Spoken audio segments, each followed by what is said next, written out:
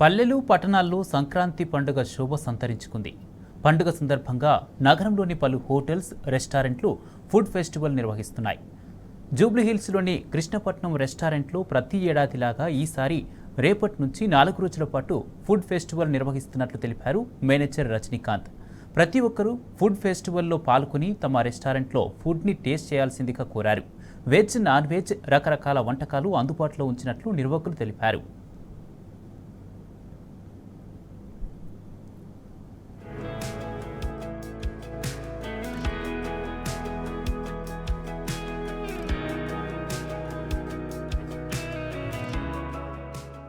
ఈ సంవత్సరం మనం సంక్రాంతి ఫుడ్ ఫెస్టివల్ చేస్తున్నామండి. 13, 14, 15, 16 4 డేస్ చేస్తున్నాము. స్పెషల్ డిషెస్తో వెజ్, నాన్ వెజ్ డిషెస్ అన్ని స్పెషల్స్ చేస్తున్నాము. సో అందరూ వచ్చి ఎంజాయ్ చేయాలని నేను అందరినీ మనవి చేస్తున్నాను. సో మన స్పెషాలిటీ ఏంటంటే కృష్ణపట్నం అంటేనే Telugu cuisine restaurant. Supporting cuisines కూడా ఉన్నాయి, చైనీస్, ఇండియన్ అండ్ తందూరు కూడా ఉన్నాయి.